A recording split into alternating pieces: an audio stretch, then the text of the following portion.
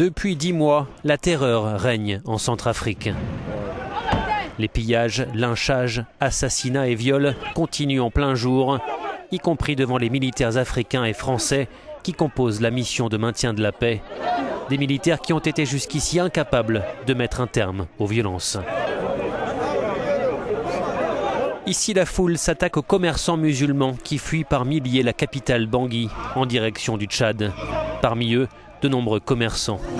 Leur exode aggrave la pénurie d'aliments car ce sont eux qui contrôlent le commerce du bétail avec le Tchad. Au marché de Bangui, les denrées se raréfient.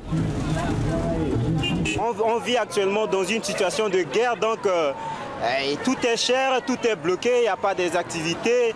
Et les véhicules qui nous viennent du Cameroun, les éleveurs qui amènent les bœufs, tout ça là, il n'y a plus rien.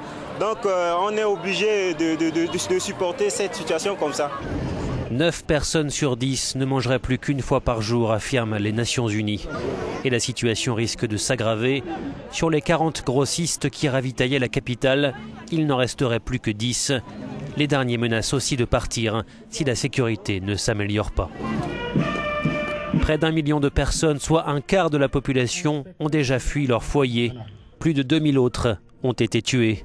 La présidente Catherine Samba Panza a devant elle une tâche immense.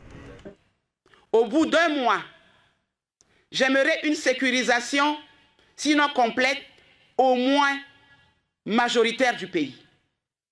Et je compte y tenir. À partir d'un certain moment, je pense que chacun répondra de ses actes.